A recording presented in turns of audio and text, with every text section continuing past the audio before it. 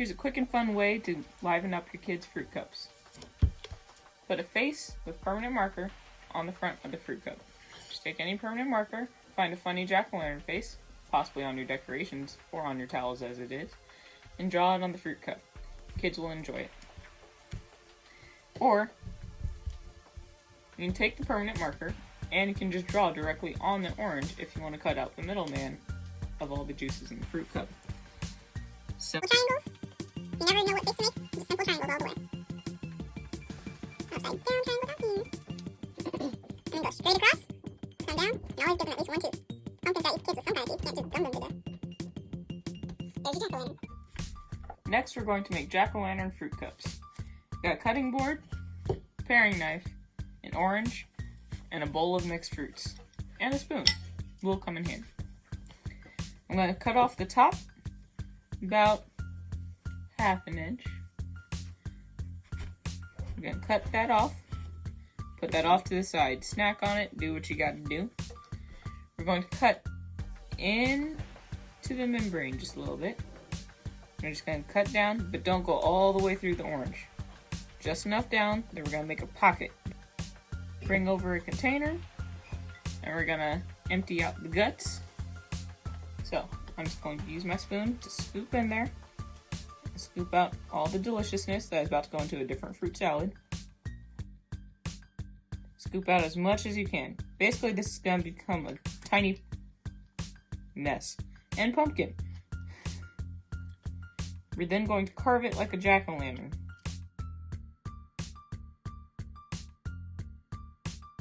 Just like I said earlier, simple triangles. So find the best side of your orange or pumpkin, whatever you want to call it now. I think I'm going to go with the biggest side and the front. So we're going to cut small triangles, and you want to cut all the way through to the inside of your orange. I'm going to come through on the other side of my triangle and cut out the bottom. Take these pieces out and discard them. Throw them at people, doesn't matter.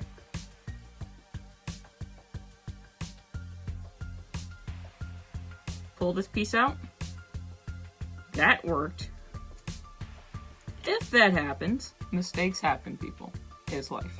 If that happens, we're gonna go in and carve further down and just redo your tooth.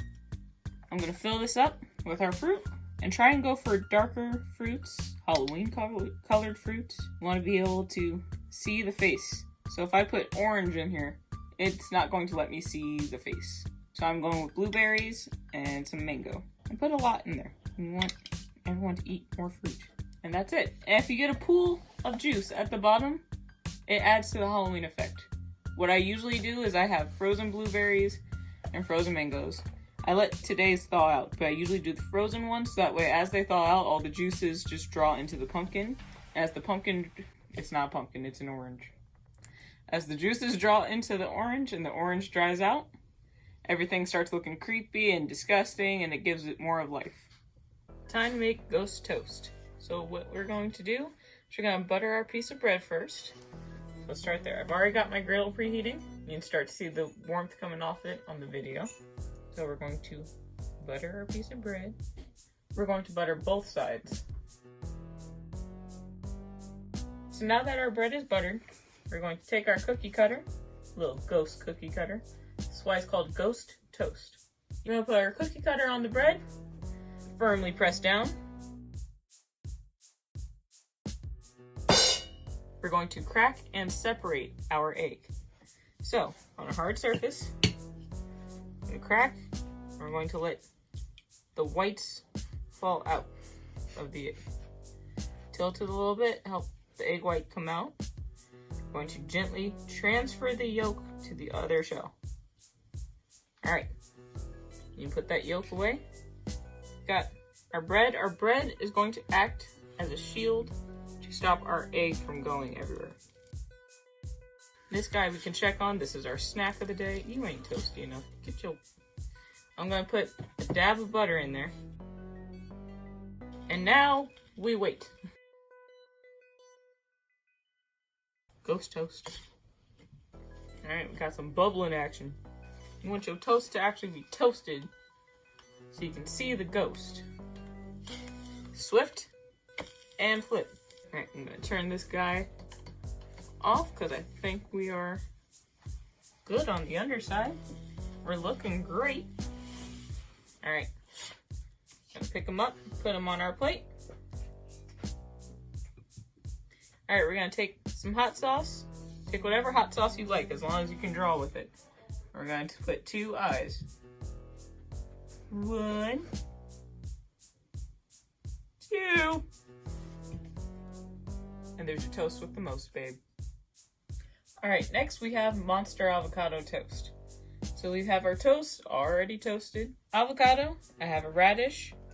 I've got some yellow pear tomatoes from my mom's garden. You can use cherry tomatoes if you would like. We have seaweed, piece of bacon, beef jerky. You can change the toppings to whatever you would like. For me today, this will help me make the face I'm making. So, I'm going to cut open my avocado and prep that. Do as you normally would to cut open your avocado and prep it. If you've never cut open an avocado before, here's how you do it. Take a towel. This is for safety, of course. Fold your towel. Put it in your hand. Hold the avocado firmly in the towel in your hand. Usually with what I call the nubbin. Have the nubbin up. Using the base of your knife, which is towards down here on the blade, and go into your avocado, and still firmly grasping, you're going to twirl around the seed in the avocado.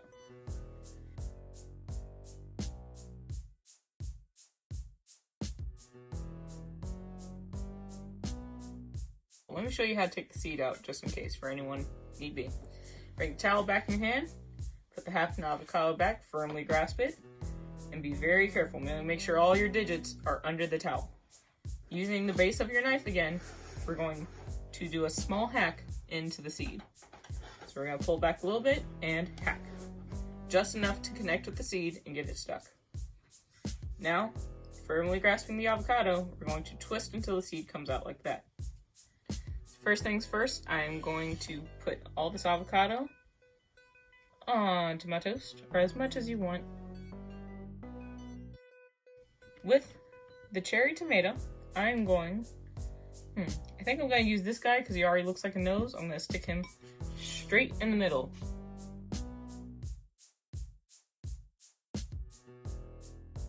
I'm going to take my seaweed and some very clean kitchen scissors. What I'm going to do is I'm going to cut this piece in half, and I'm going to make a circle out of this piece. The other half, I'm going to cut in kind of a diagonal, not a full diagonal. As you can see, not a full diagonal.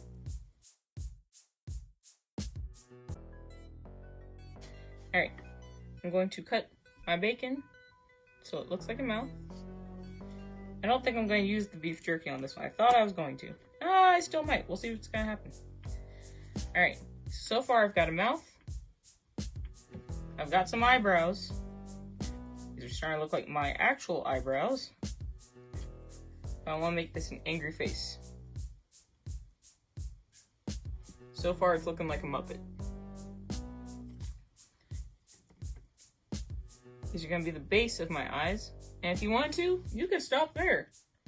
That already looks like a cousin of mine. Alright, I'm going to add a little bit extra though, because I want a little bit of kick. So I'm going to thinly slice my radish. I just need one thin slice.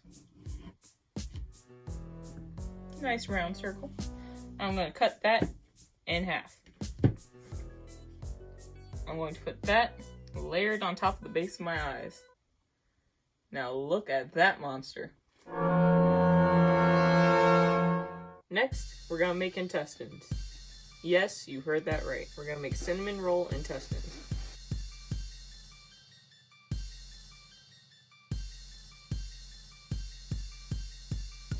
So, we're going to unroll these guys. I know, sounds ridiculous.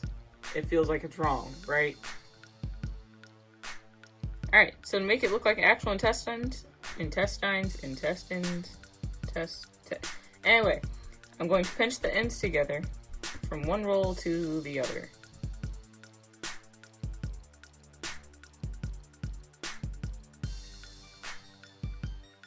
Alright, I don't know about y'all, but that already looks kind of gross to me. We're gonna go put this in the oven, according to the directions from our packaging or to our recipe, and I'll meet y'all back here. Alright, our intestines are baked and they're looking pretty much like intestines. We're gonna frost them with some pink frosting and then go back in with some red frosting to make it look like blood. I'm gonna use powdered sugar, and this time I'm going to use some butter and add a tiny bit of milk. You can always add more, and we're gonna add in our red food coloring. We don't want to add in a lot. I'm gonna make sure that's well incorporated. I'm going to pour, actually let's drizzle from the top, like we're making normal cinnamon rolls. We're gonna try and spread that out. Alright, so I'm gonna do that again, that same frosting mixture. So we're gonna go in some powdered sugar, eyeball it out. I'm not going to do butter this time. We're going to use the frosting that came with the cinnamon rolls. Let's get some more red food coloring. Milk. Dash of milk. I think I'm gonna add more red too. I think I'm gonna use a dot of brown to help it make sure it actually looks like blood. Alright, we're gonna drizzle it and try and get into the crevices. You want this to look as much like blood as possible. And we're trying to work fast while it's still hot. Make this look as gross as you can. I know y'all can do it. Get creative. Basically going to gouge the out of the crevices. You want this frosting as deep as can be. Alright, we've got our cinnamon roll intestines. We're ready to go. For the chocolate decorations for our Frankenstein waffles. His name is not Frankenstein. It is Frankenstein's monster. Excuse me, Frankenstein's monsters waffles. I put chocolate chips in a bag, and then I put that bag into a mug of hot water to help melt them down. Just like we did earlier. So I'm going to take them out, dry off the bag, squish all of it down to one corner,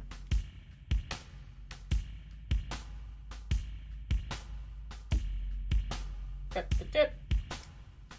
So first we're going to make Frankenstein's monster's hair. So we're going to make a straight line across,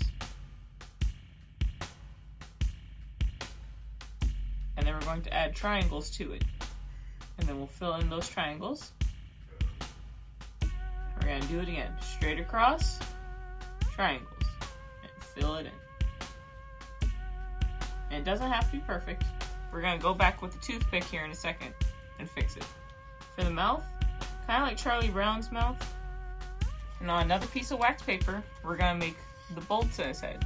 So for the chocolate bolts, we're going to make a rectangle, small rectangle, fill it in, and then a line next to it. So we're gonna do with the toothpick. We're gonna go in and we're going to smooth stuff out and help with making these points pointier.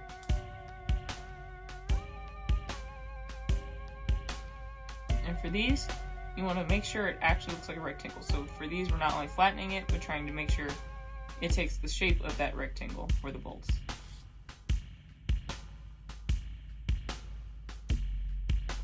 Alright, pop those in the fridge for about 15 minutes. For Frankenstein's Monsters waffles, I took my favorite waffle recipe and I dyed it green and baked it according to the directions. There's two ways we can decorate these waffles. So the first way, got some banana slices here as our eyes. Gonna take 2 chocolate chips.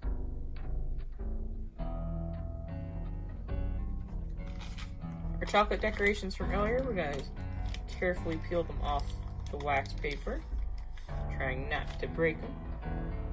There's his hair. And next, as long as I don't break it, Lord Jesus, don't let me break it.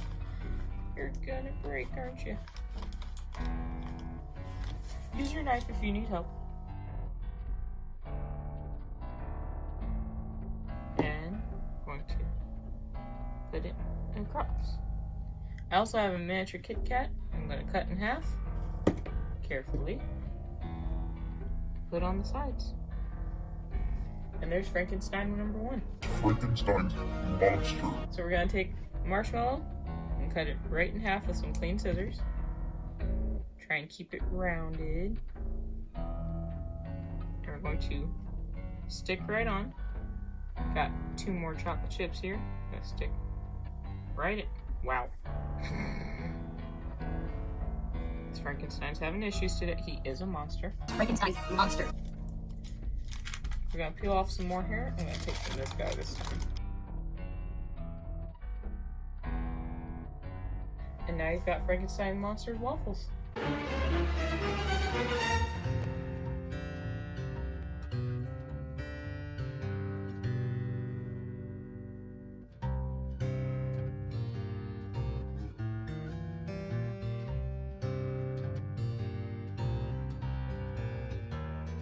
Now you have quick and creepy recipes for a Halloween breakfast. Get creative and have fun. Don't forget to like, comment, and subscribe. And until next time, Get out of my kitchen.